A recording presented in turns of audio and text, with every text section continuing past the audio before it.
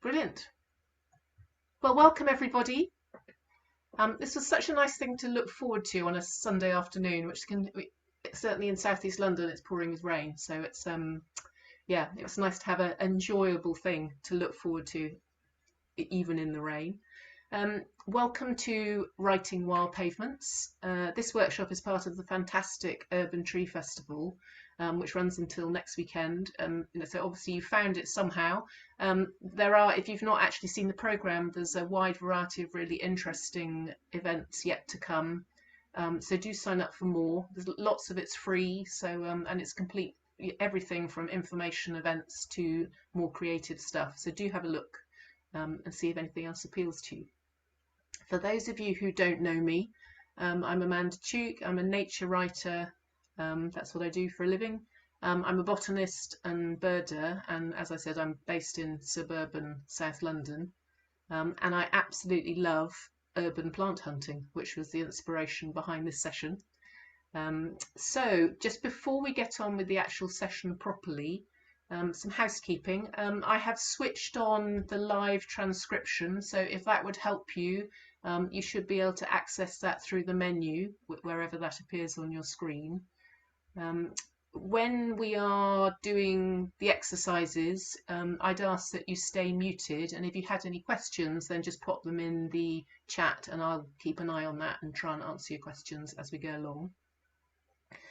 There will be some sort of opportunities for discussion. Just to keep it sort of so everybody gets a chance to join in, if you could please use the hand up reaction, which you can also find in the menu, but do remember to take it down when after you've had your say, otherwise I'll keep thinking that you have something more to say. So, and you will be able to unmute yourself for those bits. So let's crack on. So my aspiration for this session is that it's both relaxing and supportive, but I'm also going to squeeze quite a lot in for you. So that's my challenge, is to stop that feeling too hectic, but to give you a sense of what we're going to be doing.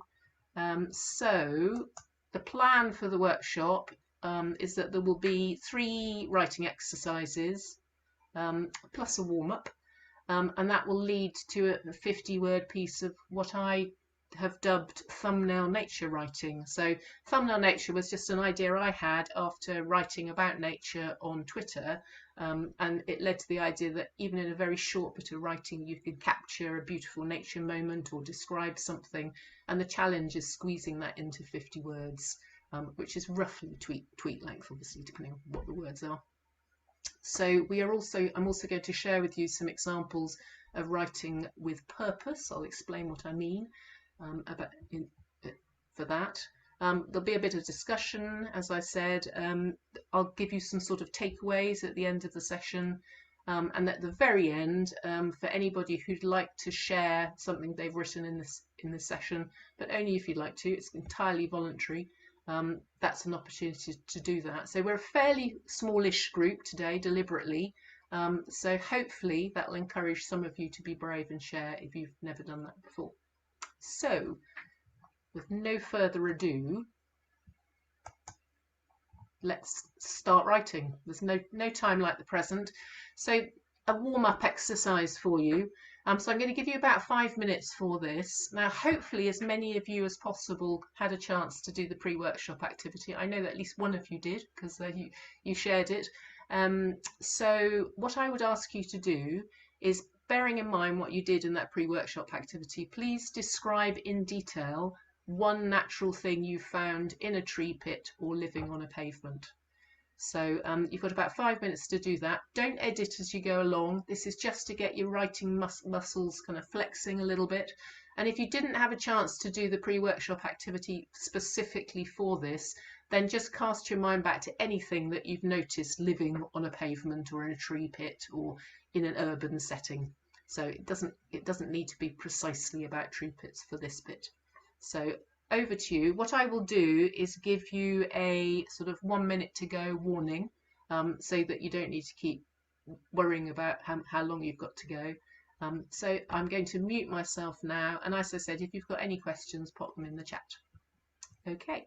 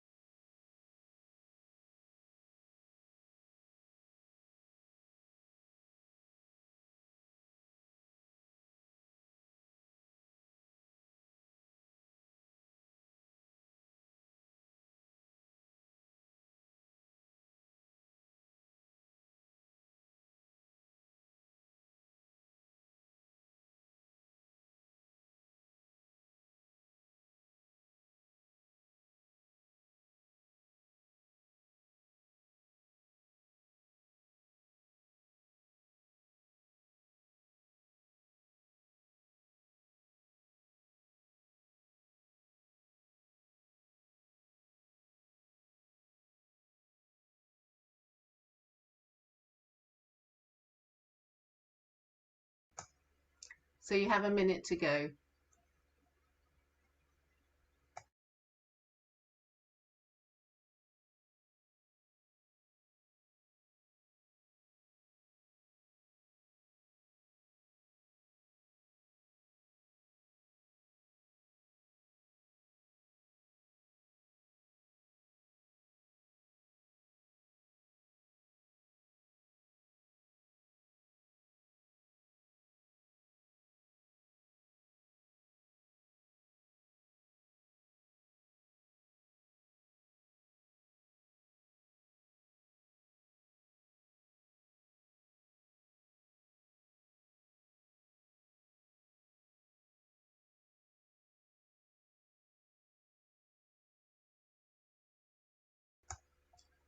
Okay, so if you can finish the phrase you're writing.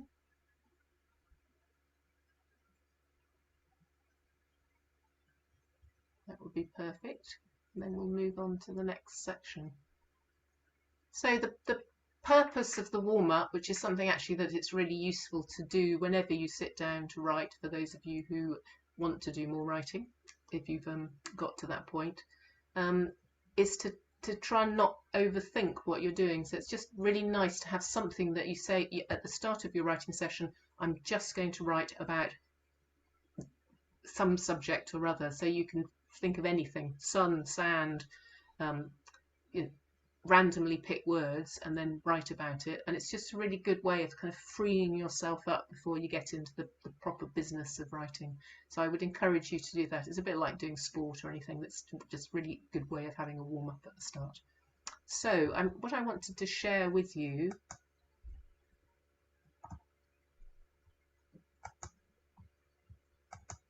are some of the wild pavement pictures that I have photographed this week.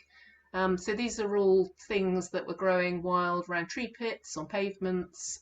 In the case of the little red flower, which is called rue-leaf saxifrage, that was growing on the Thames wall, increasingly popping up around London. You know, I warned you I was obsessed with urban plants, so this is my obsession coming out. But and it's one of those things that you can walk along an urban street and start seeing all the positive things about it and stop seeing it as a mess or seeing the rubbish and focus on the beautiful things that are there, and they are there for everybody to see. It's just having the right sort of frame of mind. So these kind of things were the inspiration for this workshop. And so I mentioned earlier writing for a purpose. So I'm guessing that, well, presumably you've signed up to this because you're interested in nature, you might be interested in environment, and I suspect that many of you care passionately about the environment and would like to do anything you could to make things better in the environment crisis. And there's lots of different ways that writers try and do that. So you can either tell people what you think they should do differently, or you can choose to show people some kind of, in the same way that I've just shown you that picture of tree pits and talked about how I care about urban plants, you can show them the beautiful things and help them, encourage them to connect with nature. So I just wanted to pull out for you some examples of different ways that people do this. So one sort of quite extreme approach, and you may or may not be a Guardian reader, but George Monbiot is a Guardian journalist who writes about the environment, and he has a particular style of doing that. He does do show pieces, but the example I picked here was one of his tweets, where he says, "We appear to have normalised the collapse of the Great Barrier Reef, 90% of whose parts have bleached this year, or so the lack of horror and fury suggests. What else are we prepared to overlook so that fossil fuel companies can keep making their billions?" So hard hitting. Yes, he mentions little bits about the coral, but really he's telling us, you know, he's expressing his dismay and emotion, and suggesting that things need to be sorted out. So that's very much for me in the tell camp. It's not always easy to read his stuff. I mean, you don't necessarily get to the end feeling, I don't know, feeling hopeful or positive. So that's just something to think about. The next one, rather different. So this is Yolo Williams. You may know him from, he's one of the presenters on Spring Watch. I love Yellow Wing. He's eternally upbeat.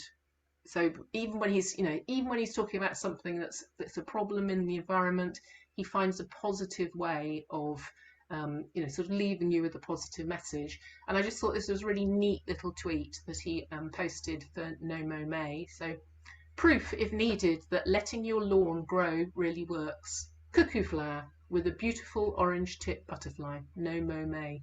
So super short, super sweet, but you just have that sense of there's so much going on in there. You know what he's trying to say. There's a beautiful picture, and if anything, you're thinking that's much more likely to make people sign up to the idea of no Mo May than a rant about the damage that mowing your lawn does all the time. So a very positive approach.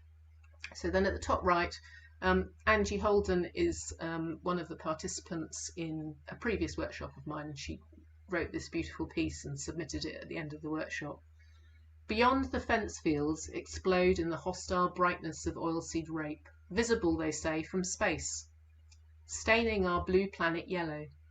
This side of the wooden rails, the acid yellow of dandelions is nearly done. Verges are already detonated in silver satellites, silhouetted against a bloody orange sunset. So that once again, loads going on in there. That is 50 words because she was writing a piece of thumbnail nature. So she's telling us lots about how she feels about oilseed rape and her worries about that she's showing us that without telling it to us. She's showing us the kind of contrast between the oilseed rape and the dandelions, much unappreciated dandelions. I did hear, somebody told me that they'd seen someone hoovering up dandelion clocks on a verge. And I just think, that's madness, isn't it? But anyway, so Angie wrote that piece. She also, I didn't have room to squeeze it in. There was also a beautiful picture of a dandelion clock against a sunset. But so lovely bit of nature writing there. Tessa Graswitz also submitted this. So she's based in the States, which is why it has a slightly different sound. That park maintenance is not necessarily something that we call our park teams. But anyway, so she wrote, I am crushed by the pitiless power of park maintenance. Gone are the lush lakeside tangles of reeds and wildflowers. Gone are the simple joys of fungi, beech husks, and other small treasures of the understory, all swept away by the chain harrow, while the brush cutter brutalised the yews. So yeah, so harder to read, just interesting thinking about the effect that those two different pieces have. They're dealing with similar subjects, not liking how we manage the planet, but take a very different approach. And I just wanted to share with you a piece of my writing. So I write regularly for Birdwatching magazine, and one of the ideas that I pitched to the editor was to write about the conflicts between bird watchers on the one hand and dog walkers on the other hand. And there's a bit of sort of polarised debate that's constantly going on. It tends to be a very small group of bird watchers and probably a fairly small group of dog walkers who are part of that polarised debate. But I said I would try and write a more balanced piece for the magazine. So this is just a section of a much longer article. So in this section, what I'm trying to do, the section does show in itself, but I'm also talking about showing and to try and change people's attitudes. So the day after my trip with Donna, I try out something different at Norfolk Wildlife Trust's Thorpe Marshes. When a man comes along the footpath with a loose dog, I smile, chat, and point out the handsome stone chap perching on a bramble thicket in the middle distance. Dog-walking man says he hasn't really noticed the birds here before, and while I'm talking to him, I see that he's unconsciously keeping his dog close at heel. I then go on to end the article by encouraging bird watchers to interest other people in birds as a way of encouraging responsible dog ownership. And it had a surprisingly good reaction even from dog owners. So I tried it out on lots of people. But so across those pieces, what I'm hoping you'll get a sense of is that you can tell people how you think they should look after the environment better, or you can show them things that will encourage them to make that decision for themselves. And we're going to have a tryout of doing both those things. So the first one, now this may well be a sort of writing that you've never done before, so you're going to have to be brave, in which case. So imagine you're a journalist, and you've been asked to write a piece for perhaps a local paper about tree pits. And what the editor has asked you to do is to basically to tell the councils what they should do differently for tree pits. So this isn't creative nature writing as such, it's environmental writing, I suppose. So think of it as a kind of journalistic style.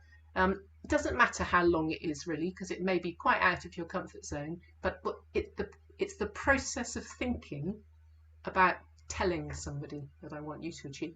So aim for perhaps about 3 sentences, doesn't need to be much more than that, and you've got 5 minutes to do that. Once again, I'm going to mute myself and I'll give you a 1-minute warning.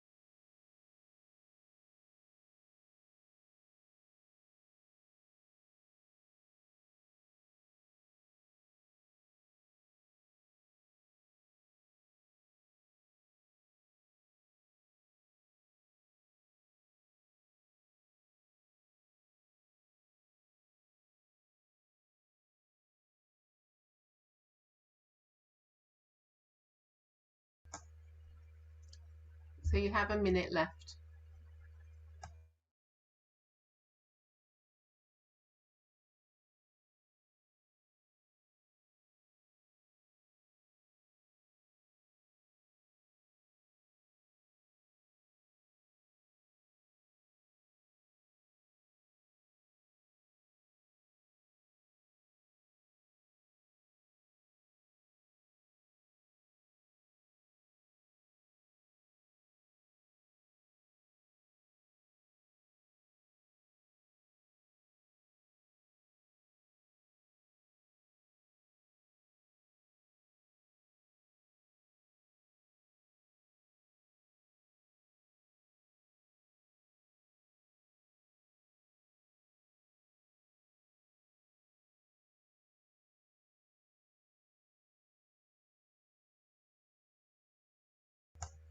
Okay, so if I can ask you to pause on that exercise.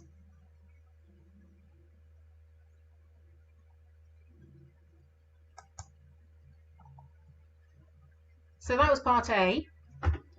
We were talking about telling in that example. And yes, there are journalists, and that's how they write. There's no reason why they have to write like that. There are examples of people writing very powerful journalistic pieces where they do the showing instead, and do both. So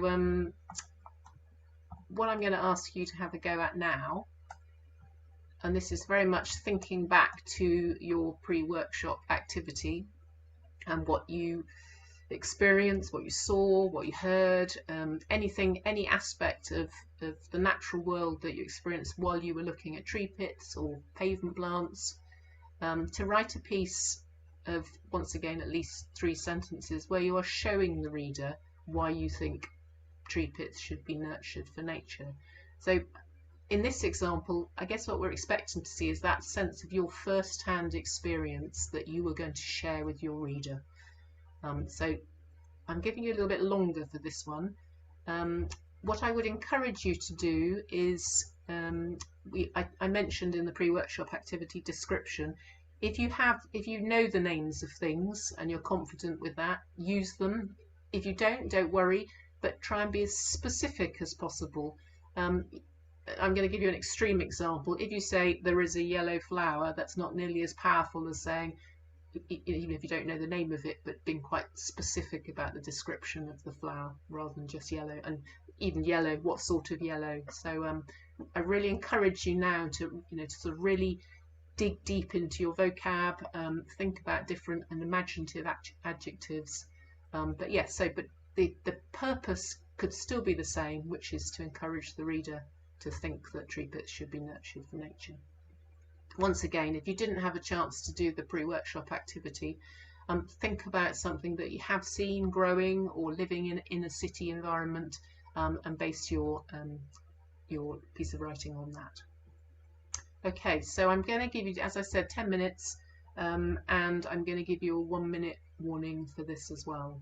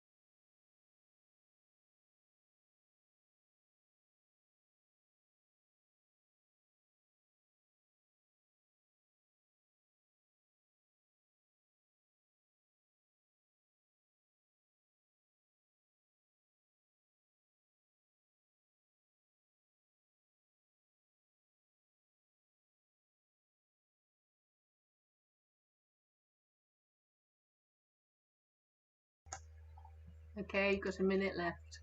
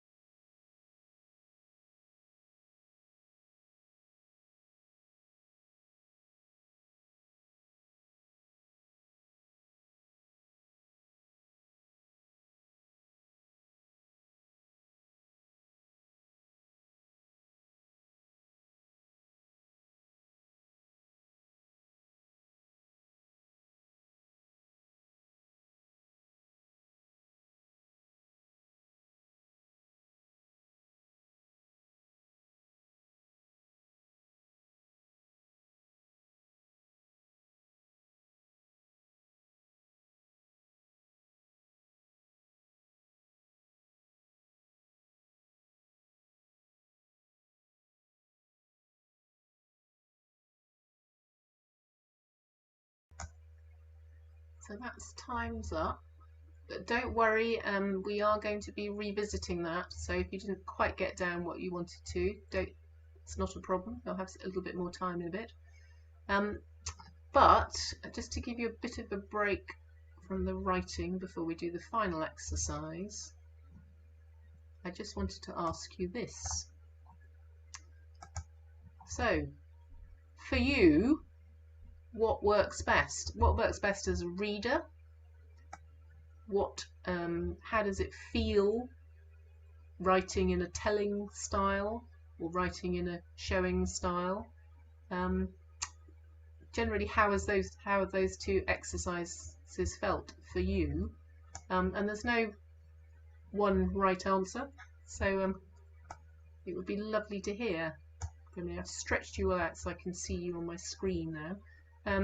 Do pop your hand up if you'd like to share any thoughts. So this is not about sharing writing at this point, but I'd just be interested to hear from you, your experiences.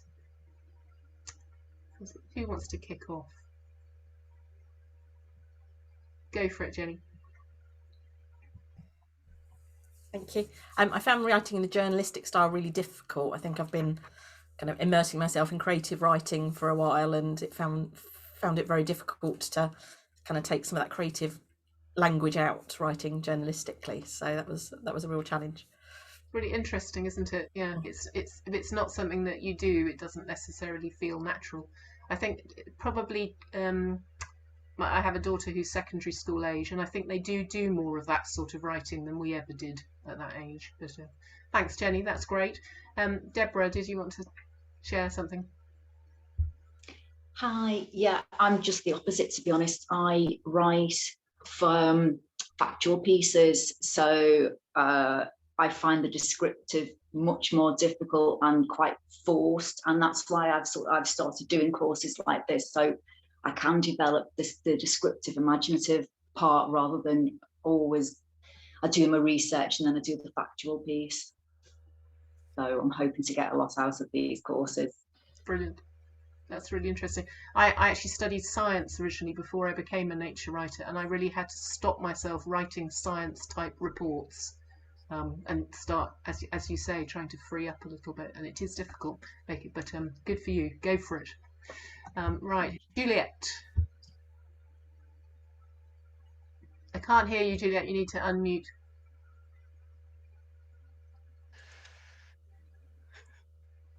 Okay, yes, as a reader, I really like something that both shows and tells, because I think that the information that comes in the telling is very useful, but showing is much more engaging.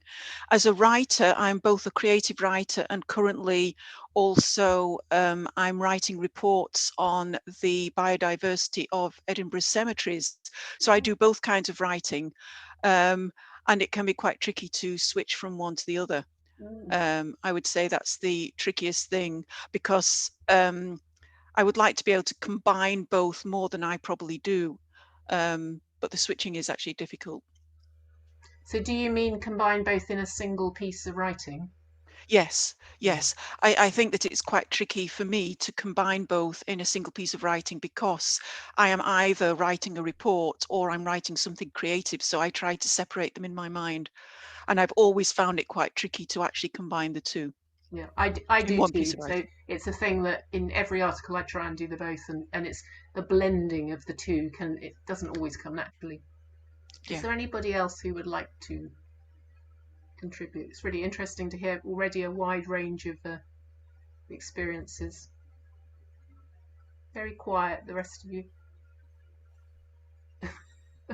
I'm assuming that means you've all found it incredibly easy. No, not really. There's absolutely no obligation to speak, but thank you. So I'm just going to move this on. If you're happy, I can see somebody's popped something in the chat. If you're happy to put a view in the chat while we're doing the last exercise, do. I'll definitely read them all, so it'd be really interesting to hear your views. So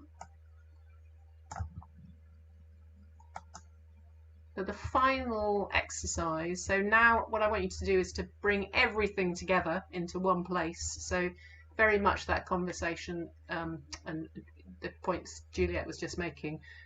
How could you do the two things in a single piece? Can you squeeze them into a 50-word piece of writing? And I'm absolutely sure that you could if you chose to.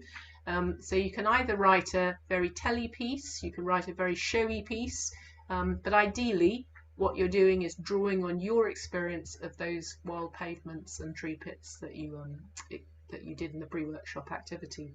So there are different ways that you can do this. The approach that I would take, and it's not necessarily the only one, is to write fairly freely to start off with and then go back, edit and polish what you wrote originally. But I tend to try and get words down and not worry too much about each specific word as I go along. Otherwise you can end up with like 2 words at the end, which can be a bit dissatisfying. So you've got a bit longer for this one. We should have about, it'll be somewhere around 18 minutes, I think, to be able to squeeze in the last bits of the session. And I'm going to give you a sort of takeaway piece of work to do on this if you would like to. So it doesn't have to be absolutely finished in this section. But yeah, so 50, the kind of the criteria are that it has to be 50 words.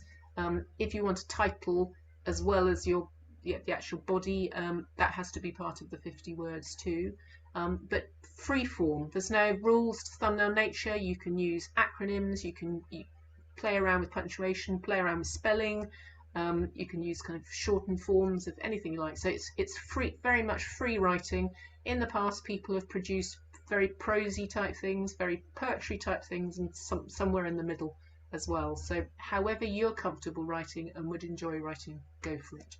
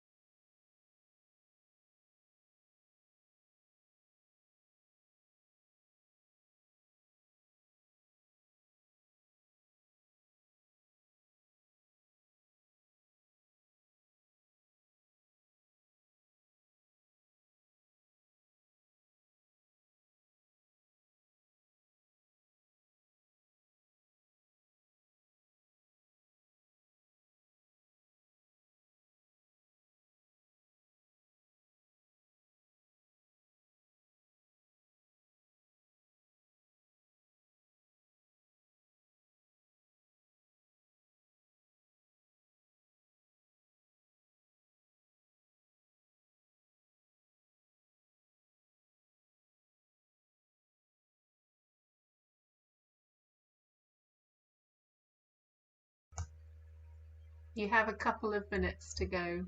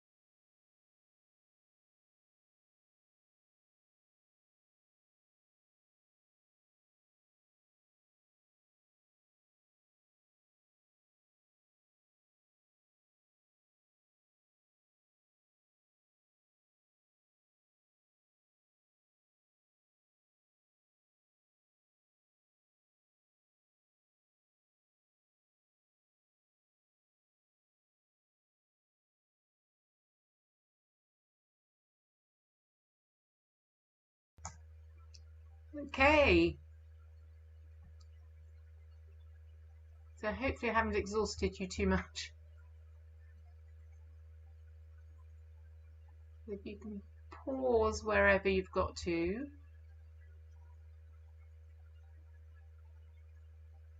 And then let's have a little recap of what we've done and possible next steps.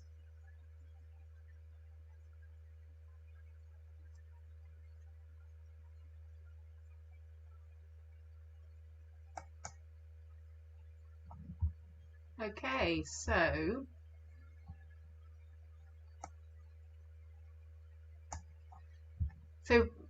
what I've talked to you about today is writing for a purpose, and sometimes that showing can be more effective than just telling. So we talked a little bit in the discussion about how it feels doing each of them, and sometimes it can be difficult blending the two, but that's could be a good thing to aspire for. For any of you who've done my workshops before, you'll know that this is a thing that I go on about ad infinitum.